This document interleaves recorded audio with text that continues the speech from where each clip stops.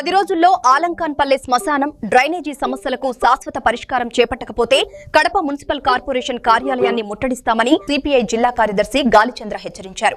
కడప నగరంలోని నహార్ పరిధిలో ఉన్న ఆలంకాన్పల్లె శ్మశానం వద్ద సిపిఐ పార్టీ నాయకులు ఆందోళన చేపట్టారు. అనంతరం జాతీయ రహదారిపై బైఠాయించి వాహనాలను అడ్డుకోవడంతో పరిస్థితి ఉద్రిక్తంగా మారింది.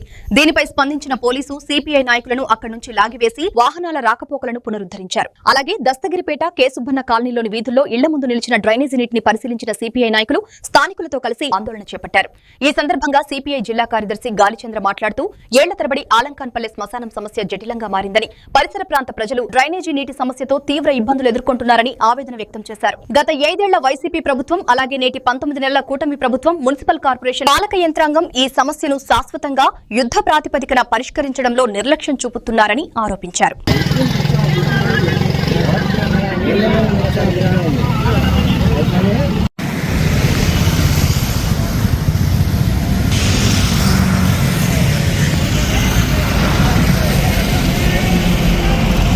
దస్తగిరిపేట వాసులను కేసుబ్బన్న కాలనీ వాసులను కాపాడండి. ముఖ్యమంత్రి కేసుబ్బన్న కాలనీ వాసులను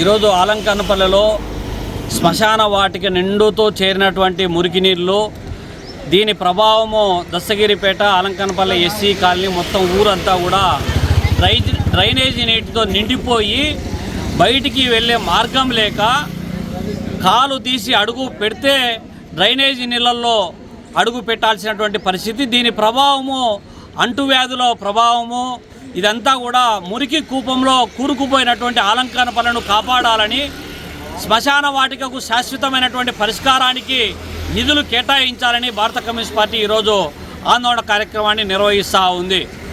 ప్రభుత్వమేమో రకరకాలైనటువంటి వాగ్దానాలు చేస్తుంది. నిధులు వరదల్లాగా వచ్చి పడతా ఉన్నాయి. అదో అక్కడ బుగ్గవంకలో బ్రహ్మాండంగా మొక్కలన్నీ పెరికేసి బ్యూటిఫికేషన్ చేశాము, నిధులు ఎంత కావాలంటే అంత తెస్తున్నామని చెప్పి గొప్పలు చెప్పుకుంటా ఉంది. కానీ ఇక్కడ చూస్తే నెలల తరబడి ఇక్కడ ఉన్నటువంటి నీళ్లు పంపించేటువంటి మార్గము చేయలేనటువంటి దౌర్భాగ్య స్థితి. నగరపాలక సంస్థ జనం నుంచి వసూలు చేసేటువంటి జనరల్ ఫండ్ ఏదైతే ఉందో, ఇంటి పన్ను, నీటి పన్ను, వేకెంట్ ల్యాండ్ పన్ను ఇటువంటి వాటి పేరుతో 100 కోట్ల రూపాయలు జనం నుంచి, సామాన్య పేద మధ్యతరగతి కుటుంబాల నుంచి నిర్బంధంగా వసూలు చేస్తూ ఉంది. తిరిగి సామాన్య పేద మధ్యతరగతి కుటుంబాలు ఉన్నటువంటి ప్రాంతాలు, ఆలంకాన్పల్లె లాంటి ప్రాంతాలలో మౌలిక సదుపాయాలకు నిధులు కేటాయించి ఖర్చు చేసి ఇన్ఫ్రాస్ట్రక్చర్ డెవలప్ చేయాల్సినటువంటి బాధ్యత నుంచి పూర్తిగా తప్పుకొని, కడప నగరపాలక సంస్థ అభివృద్ధి అంటే కేవలం కోటిరెడ్డి సర్కిల్ కాదు. అభివృద్ధి అంటే ఇవాళ 7 రోడ్ల సర్కిల్ అభివృద్ధి కాదు.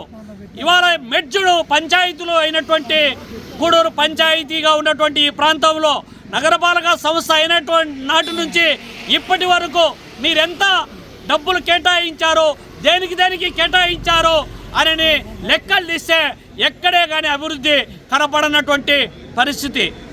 నెలల తరబడి నీళ్లు నిలబడితే నగరపాలక సంస్థ ఏం నిద్రపోతా ఉందా, లేకపోతే అధికార పార్టీ నేతల ఇళ్లలో గోకులు కడుక్కుంటా ఉన్నారని చెప్పి భారత కమ్యూనిస్ట్ పార్టీ ప్రశ్నించదలుచుకుంది. మరి మీరు ఇన్ని రోజుల పాటు గతంలో కూడా ఒకసారి ఆందోళన చేశారు, ఇంకొకసారి ఆందోళన చేస్తే అక్రమ కేసులు బనాయించారు. కానీ ఇంతవరకు సమస్య పరిష్కారం చేయలేదు. టెండర్ల పేరుతో కాలయాపన చేస్తున్నారు తప్ప ఎక్కడే కానీ ఒక్క పని కూడా ముందుకు జరిగినటువంటి దాఖలాలు లేవు. ఈ విధమైనటువంటి నీళ్లు ఉన్నప్పుడు ఏం చేయాలి? నగరపాలక సంస్థ కమిషనర్ కనీసం కచ్చా కాలువ కొట్టి నీళ్లను బయటికి పంపించేటువంటి మార్గం చూడాలి తప్ప ఏదైనా పని చేపట్టడం అంటే కోట్ల రూపాయలు కొల్లగొట్టడానికి, అధికార పార్టీ నేతల జోబులు నింపడానికి కావలసినటువంటి కార్యాచరణ రూపొందించడానికి నీ శక్తి శ్రమ ఉపయోగపెడితే ఉపయోగం లేదు. కానీ ఈయన అలంకానపల్లిలో ఉన్నటువంటి శ్మశాన వాటికకు సంబంధించినటువంటి నిర్దిష్టమైనటువంటి నిర్మాణానికి చుట్టూ కాంపౌండ్ వాల్ నిర్మాణం జరగాలి. ఊర్లో ఉన్నటువంటి డ్రైనేజీ నీళ్ళంతా బయటికి పంపించే మార్గం చూడాలి. అది రాళ్ళొంకకు మళ్ళిస్తావా లేకపోతే ఇంకొక వంకకు మళ్ళిస్తావా?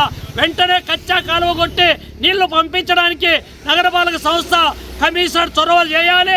అధికార పార్టీ నేతలు ఎవరైతే ఉన్నారో ఎమ్మెల్యే నుంచి కొత్తగా ఎన్నికైనటువంటి మేయర్ కూడా ఈ ప్రాంతాన్ని ఒక్కసారి వచ్చి పరిశీలన చేయండి. ఇక్కడ ఉన్నటువంటి ప్రజల సమస్యలు అడిగి తెలుసుకోండి. అట్లా కాకుండా మేయర్గా ఎన్నికైనటువంటి ఆయన ఎక్కడో బ్యూటీ చేసిన పనులు పార్కుల చుట్టూ తిరిగితే ఉపయోగంలా జనం ఉన్నటువంటి చోటుకు వచ్చి స్లమ్ ఏరియాలలోకి వచ్చి సామాన్య పేద మధ్యతరగతి కుటుంబాలు ఉన్న చోటుకు వచ్చి పరిశీలన చేసి వాటిపైన దృష్టి కేంద్రీకరించాలి తప్ప పైన పరిశీలన చేయడం వల్ల వచ్చే ఉపయోగం లేదని చెప్పి కూడా చెప్పదలుచుకున్నాం.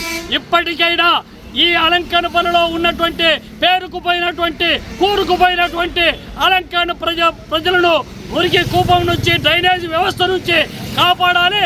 లేకపోతే నగరపాలక సంస్థ కార్యాలయం కేంద్రంగా చేసుకొని నిరవధిక పోరాటానికి శ్రీకారం చుట్టామని చెప్పి హెచ్చరిస్తా ఉన్నాం.